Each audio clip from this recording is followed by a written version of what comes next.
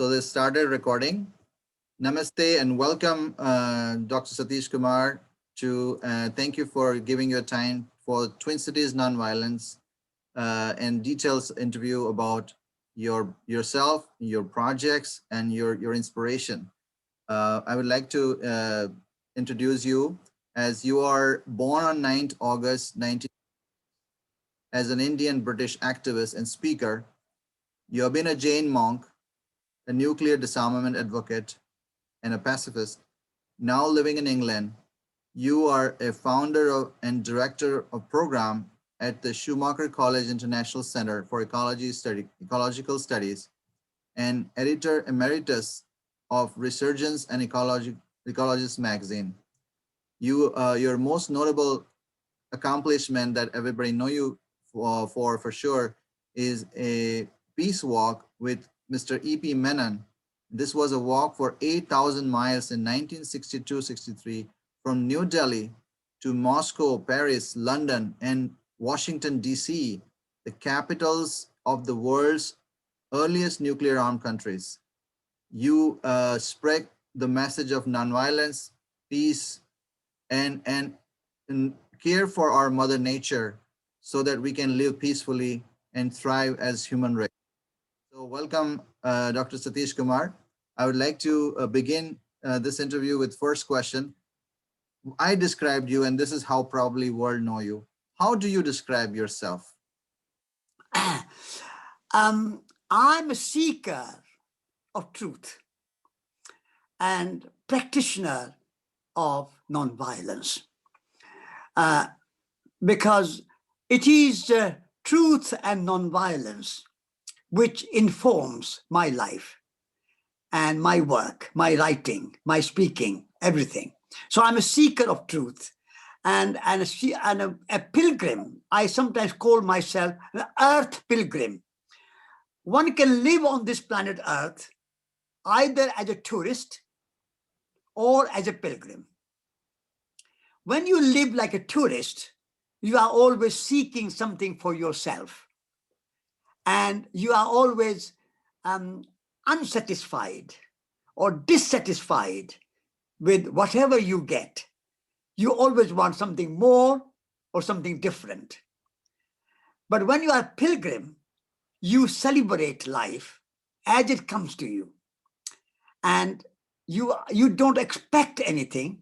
You just accept things as they are given to you or presented to you or offered to you. And you receive them with gratitude and with thanks rather than complaining. When you are a tourist, you say, oh, this waiter is not good, this restaurant is not good, this hotel is not good, this taxi is not good, I want better. But when you are a pilgrim, you receive with gratitude. So I call myself a pilgrim and a seeker of truth and nonviolence. That's how I will describe myself. That's such a beautiful way to describe yourself and inspiring, because a lot of people do not put in that attitude towards life, which is an attitude of pilgrim and an attitude full of gratitude. So thank you so much for that answer. What really inspires you? What really gets you going? Like when you get up in the, when you were young and when you said, okay. My greatest inspiration comes from nature. So every day, without fail, almost you can say, every day I go out in nature and walk along the river. I live in a very beautiful place. There are 2-3 rivers going by to the sea. Okay. Then I walk along the sea coast of the Atlantic. I live by the sea coast of Atlantic. And I walk in the valleys. I walk in the fields. I walk among the flowers. And I walk under the sky, sometimes clouded sky, sometimes blue sky, sometimes a sun. And I watch the birds. So nature is my greatest inspiration. And I feel that nature is also my teacher. I learn from nature. I learn the generosity of the soil, the earth. We walk on the earth, we dig the earth, we trample on the earth, And yet, when we plant one seed in the ground, that one seed becomes a tree, and that tree becomes 1,000 fruit, whether it's be them mangoes or apples or oranges or lemons or whatever it is. And so that's a kind of generosity of nature, and also abundance of nature. One seed can create a whole orchard. So for me, nature is the greatest teacher for me and greatest inspiration. And I feel that humans are also nature. So nature and humans are not separate. We are nature. Nature, not only the birds and the animals and the forests and the mountains and the rivers. Humans are also nature. And therefore, humans are also my inspiration. And many, many great poets are my inspiration.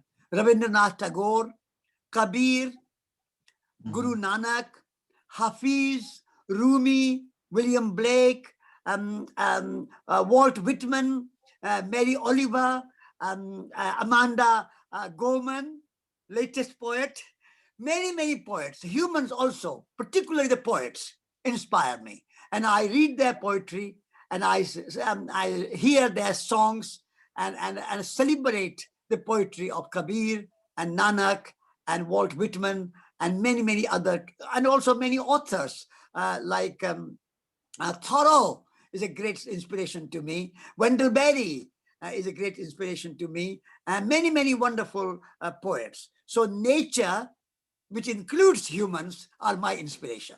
That's beautiful. And some of those poets that you describe are also my inspiration. So we have a lot of things in common, although I don't know everyone. So I would like to research more on that. So what do you think is the greatest challenge today in the world? I mean, you see so many wars and obviously conflicts and lack of peace. There's infighting and fighting with others. What do you think is, from your perspective, is the greatest challenge? And how do you think your principle of nonviolence and peace can help? Yeah, you have said it. You have put it your finger on it. The greatest challenge of our time is the attitude of violence. In the United States, for example, there are approximately 300 million people, and there are approximately 400 million guns in private hands. That is one example. In the same way, all over the world, violence is prevalent. And therefore, the greatest challenge is how to overcome violence and how to bring the principle of non-violence. For me, democracy is not possible without non-violence. Non-violence is the prerequisite for a successful democracy. In recent times, we have experienced in the United States that democracy was in danger, and the capital was invaded. So that shows that without non-violence, democracy is not sustainable. And so all over the world, this is the biggest challenge of our time. And that violent attitude, from a gun, you make it bigger, and tanks and bigger bombs, and ultimately nuclear bombs. And therefore, we have to, the seeds of nuclear weapons are in our minds. The attitude of violence, the attitude that I can dominate others. So non-violence is to seek harm to no one and harmony with everyone. And that non-violence means we need to celebrate the diversity of life, and not only tolerate diversity, but celebrate diversity. Diversity of religions and races, diversity of views and values and opinions, diversity of political systems, diversity of truths. There's no one truth. There are as many truths as many people, because everybody has their own truth. Like there's no one eye. Everybody has their own eye. Like everybody has their own body. Like we have our own body, we have our own eyes, our own mind, our own thinking, we have our own truth. So this kind of swadharma, what in Indian philosophy we call it swadharma, or Satya, the truth and dharma of our own natural. So we should celebrate the diversity of life. And when you practice non-violence, you do not harm anyone, but you seek harmony with everyone. Whatever your political views, whatever your religion, whatever your race, doesn't matter. You are human beings first and foremost. So for me, that is the most important challenge of our time. How to overcome the attitude of violence and how to promote non-violence, not as a personal creed, but as a political paradigm, as a political and social norm. That was the message of Mahatma Gandhi. He used non-violence not only as a personal creed and a personal belief, but as a political and social and economic paradigm. So a new paradigm of non-violence is needed in our time. That is the greatest challenge of our time. Thank you so much, Dr. Satish Kumar. So let me ask you practical questions, because, I live in my personal life. I'm not into politics. I do my job. I, have my relationships. I see this violence going on around the world, and I say, like, this is, what can I do? Like, I'm not violent. I'm not hurting anyone. I'm not even politically active person. So how does, what is your message for common people who are not necessarily into political speeches, or not necessarily into government making policy decisions, or not necessarily in power, but they are just day-to-day, what can they do to contribute towards the peace of the world? Yeah, to be an activist is necessary. Ordinary people are very passive. They are not active. So if you believe in nonviolence, you practice nonviolence, then you have to communicate nonviolence to other people. Like a radiator radiates to create warmth in the room. So in the same way, if you believe in nonviolence, then you have to, through your poetry, through your music, through your books, through any other means that you can find, communicating the message of nonviolence to as many people as possible should be responsibility for everybody. Like you share love, you share food, you share the ideas. And so communication and radiating those nonviolent principles to everybody is one way everybody can help.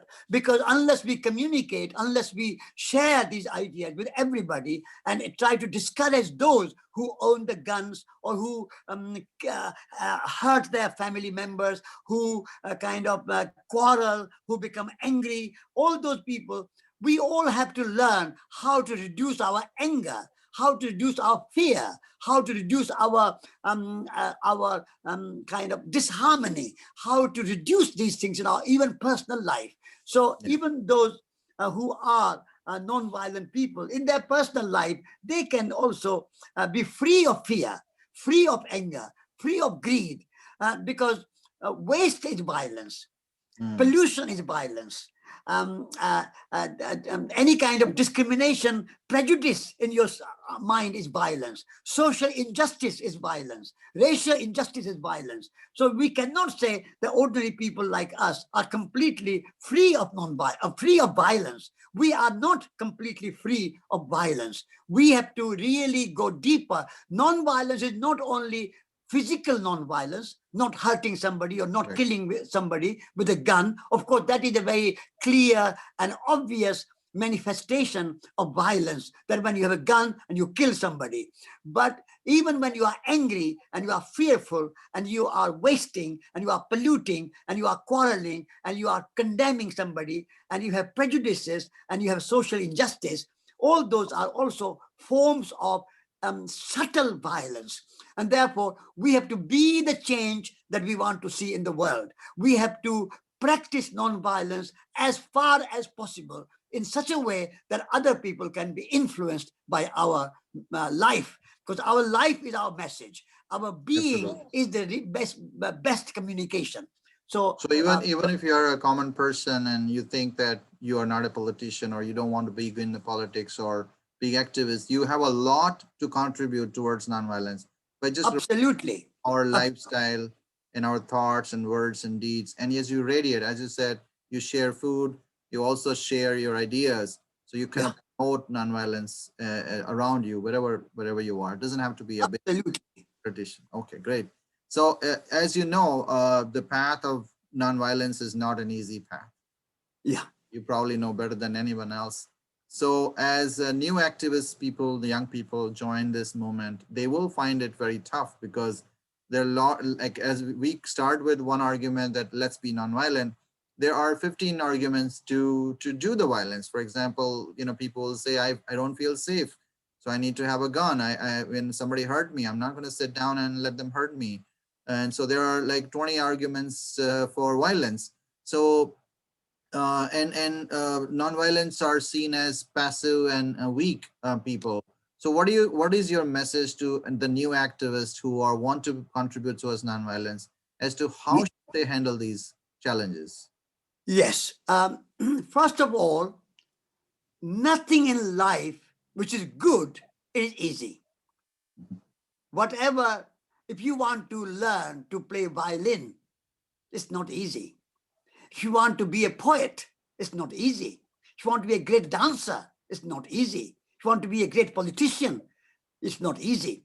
So anything good in life is not easy. So practicing nonviolence is like being a great poet or being a great dancer or a great musician or a great writer or whatever. Being nonviolent is a journey. You have to learn, you have to practice, you have to adhere to it, you have to pursue it, and you have to insist on it. Like if you want to play violin, every day you have to practice. Ravi Shankar played sitar every single day.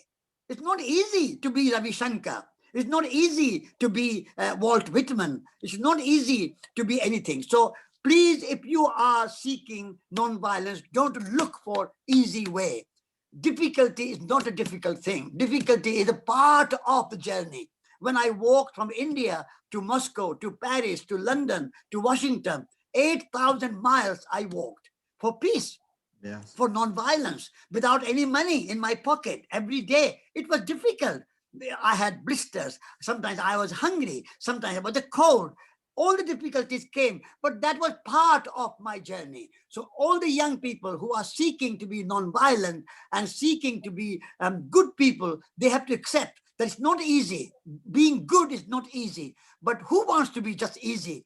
Easy is just stay in your home and somebody will bring you food and somebody will bring you money. Doing a job is not easy. Working in a kind of office or doing farm is not easy. Producing food is not easy. What is easy in life? So non-violence is not easy, I understand, but there's nothing easy in life. But those who strive for non-violence become the great beings. Martin Luther King, it was not easy, but he became the leader of non-violence. Mahatma Gandhi, it was not easy, but he became the leader of the world and leader of India because he practiced non-violence. So like climbing an Everest mountain, it's not easy, but many people strive for it. They go and walk and walk and climb and go at the top of the Mount Everest.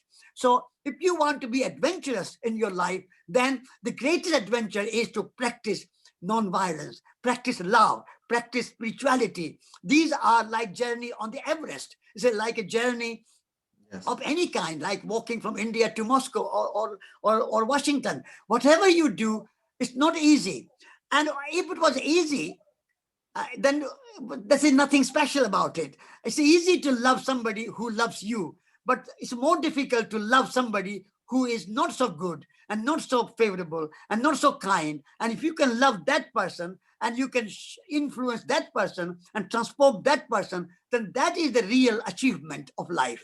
And so if you are afraid, we have to die one day. I'd rather die without being afraid and live long time or short time without fear, anger, hatred, violence, animosity. And live one day life, good life is better than living 10 or 20 or 50 years in fear and with guns and with violence. So Yeah. I would like to say to those people, young people who are thinking that how can I manage my life with non-violence when I have so much hatred around me? I say that hatred is your opportunity to Mm. work. Look at all the great people who have done something good. Violent society is our opportunity to go out. Racism was opportunity for Martin Luther King to work and create a racial harmony in the world. Colonialism was an opportunity for Mahatma Gandhi to bring a world without colonialism and imperialism. And apartheid for Nelson Mandela was an opportunity. He used that an opportunity to be in jail for 27 years. It was not easy, but he became the world-known figure, inspiring figure, because he used that opportunity to overcome apartheid. So if you are facing hatred, violence, animosity, anger, at that time is the greatest opportunity for you to practice love, non-violence, forgiveness, generosity, gratitude. Then, like if you have darkness, then you light a candle. If you have fire, you put water on it. And so if you feel hatred and violence, your water is love and compassion and kindness and generosity. And if you have violence and hatred around you, that's a darkness. And your love is like lighting a candle and creating light in the darkness. So having difficulty is not a difficulty. I welcome difficulties, and I say difficulties are good opportunity for me to become stronger and more resilient. Living in nature, the trees are in the out forest. The Right. trees suffer snow and rain and storms, but they are strong. And if you kept those trees in their greenhouse, they will not be strong. So being out in difficult things and and staying with difficulties will make you more resilient, more strong, and more adventurous. And so life is an adventure. It's not something for the timid. So non-violence is a weapon of the brave. Non-violence Yes. is for the brave, not faint-hearted. Love is a weapon of the brave. Forgiveness is the weapon of brave. Kshama virasya bhushanam. In Sanskrit, we say forgiveness is the ornament of the brave. And so who wants to be a timid and coward and a kind of non-adventurous in life? Life is a journey of adventure. Thank you so much for the beautiful inspiration. You talked about, I mean, talking about brave and courage. You had this 8,000-mile journey. Could you talk a little bit about that as to what was your experience during that walk for nuclear disarmament? What inspired you, and what kind of experiences you had along the way? Yes, I mean, the walk was inspired by the international peace movement. And I saw that all these four nuclear powers have so much weaponry that they can destroy the whole planet Earth, not Mhm. once, not twice, but 50 times over. This is a complete madness. And so I decided with my friend E.P. Menon to go to Moscow, Paris, London, Washington. And then I said, how do we go? I said, by flying, it's too easy. And as you said, difficult is better. So I wanted to make it difficult. Flying is easy. How do we go? Let's walk. That's difficult. And that will make a story. That will make an adventure. Then I say, Mhm. even walking is easy. You go and stay in a bed and breakfast or in a guest house or eat in a restaurant or buy your clothes, buy your shoes. You have money. So I said, let us make it a bit more difficult. And let's go without any money in our pockets. And then Wow. even if you have no money, but you can eat any food you like, whatever is given to you. So I said, let us be vegetarian, completely vegetarian, Mhm. remain vegetarian. And so walking without money, being vegetarian. These were the three principles we accepted and we took as like a vow. And that was wonderful. Mm. By making the walk more difficult, made the walk really enjoyable. And it became a great story of adventure. And then when we were walking, we walked through Pakistan, over the Khyber Pass, through Afghanistan. We climbed over about 10, 11,000 feet, Hindu Kush mountains, up and down through the valleys and through the beautiful deserts of Iran, the salt desert. And then we came to Armenia, Azerbaijan, Armenia, Georgia. And we were distributing leaflets to people. Why we are walking, why it is important to have peace and non-violence, peace in our heart, peace with people, peace with nature, every peace at every level. And so we were distributing this leaflet, and we gave this one to 2 women who were standing in front of a tea factory in Georgia, near the Black Sea, south of Russia. And these 2 women, after reading the leaflet, said, "Please tell us, how do you eat if you have no money?" We said, "People give us hospitality. We live by the generosity of the strangers." So she said, "Are you hungry? This is lunchtime. In our factory, we have very nice canteen, and we can give you some tea, very nice tea made in Georgia, grown in Georgia, and some bread and some cheese. Would you like some? And tell us your stories." So we were invited. So we went in, and we had some food and some tea, very nice, delicious tea. And then one of the women had a brainwave. She went out of the room and came back with 4 packets of tea. And she said, I'm very inspired that you are going to Moscow, Paris, London, Washington. I cannot go there, but I want to send them a message and a present. I said, "What is that?" So here are 4 packets of tea. These are not ordinary packets of tea. These are packets of peace tea. Every leaf of tea is a leaf of peace. And every cup of tea you make with this tea leaves will be cup of peace. And so please give 1 packet to our premier in the Kremlin, the 2nd packet to the president of France in Palais Élysée in Paris, the 3rd packet to the prime minister of Britain in 10 Downing Street, and 4th packet to the president of the United States of America in the White House. And please give them a message. My message to them is that if you ever get the mad thought of pressing the nuclear button, please stop for a moment and have a fresh cup of tea. Oh, wow. And that will give you a moment to stop, to reflect, and think that these nuclear weapons are weapons of mass destruction. They will not only kill your enemies, they will kill every man, woman, child, animals, forest, land. Everything will be contaminated. So nuclear weapons are not weapons to be used. They are illegal weapons, and you are possessing them illegally. So please do not use them. And this fresh cup of tea will remind you that. Wow. I was so touched by that message that I said, now whatever happens, snowstorm or rain or hunger or any other problem we have to deliver these packets of peace tea to the 4 nuclear leaders of the world. And that's what we did. And we walked to Moscow, and we arrived in the Kremlin, and we met the chief of the Supreme Soviet, and we delivered a packet of peace tea there.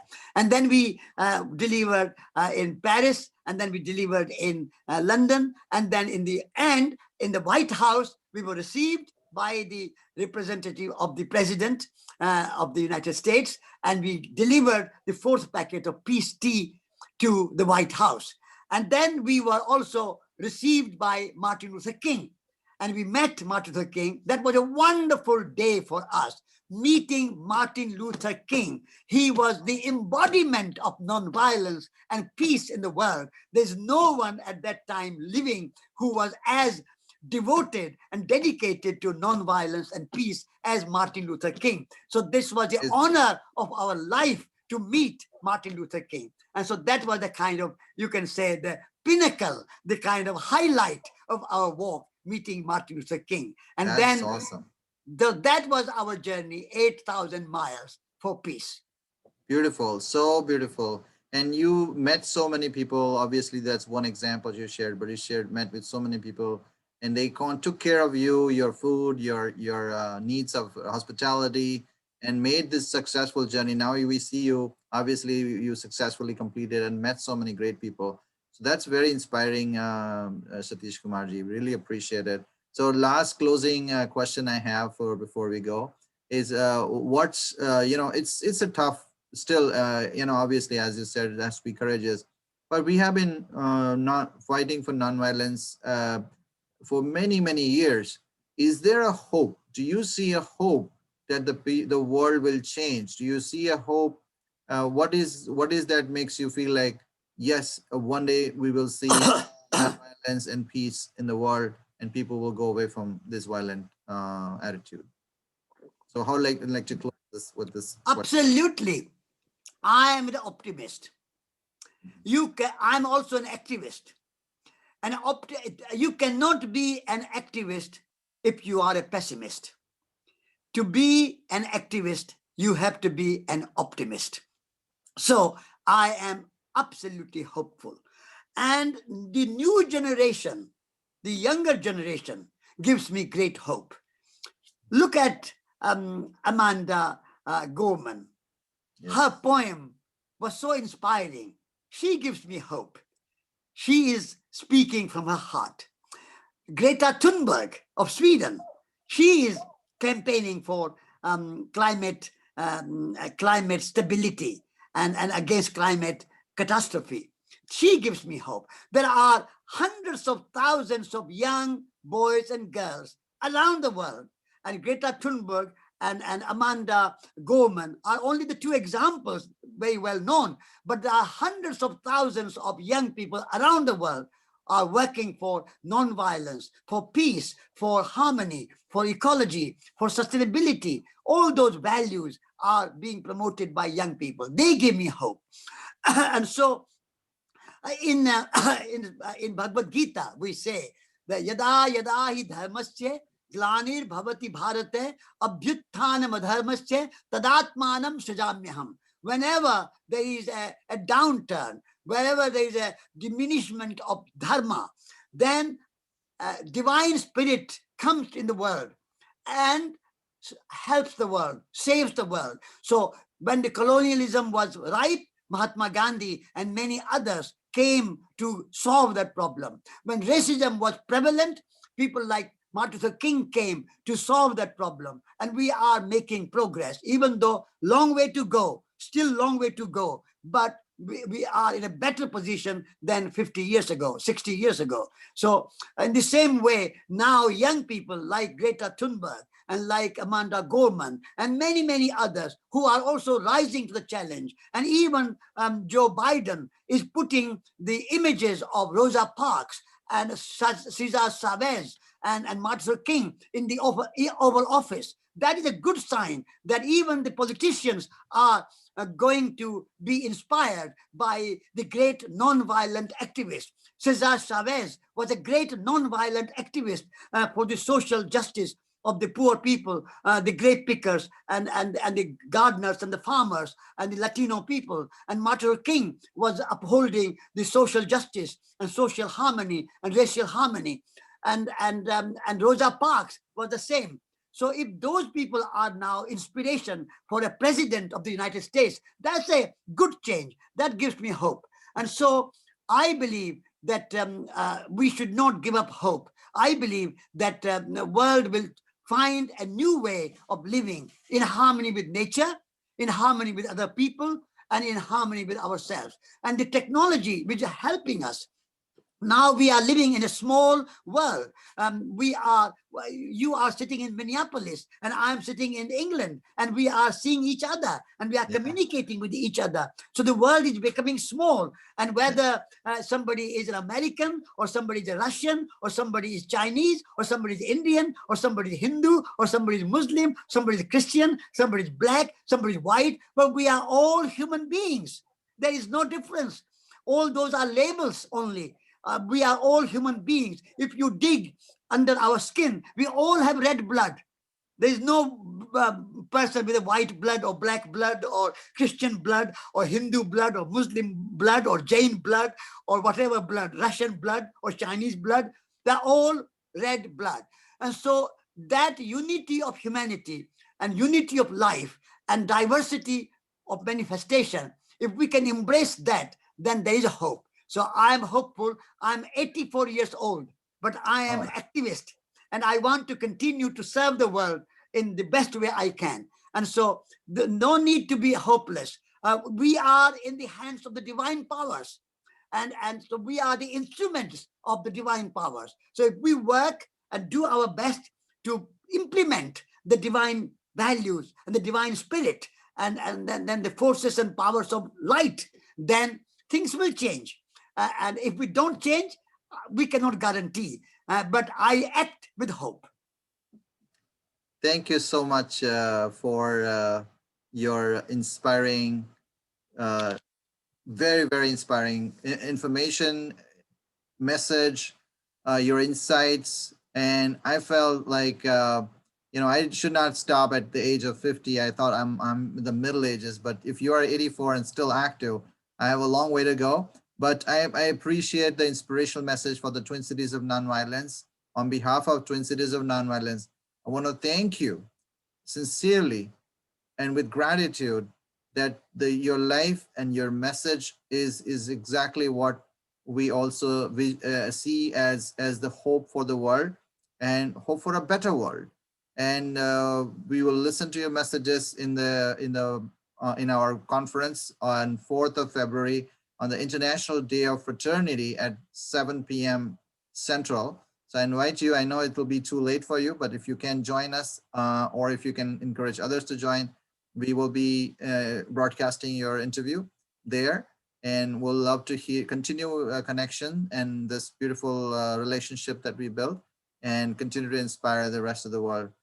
With that, my name is Arvind Naik, and I want to thank you and all our audience for listening to this beautiful broadcast. Thank you so much, Satish Kumarji. You are welcome. Okay, I have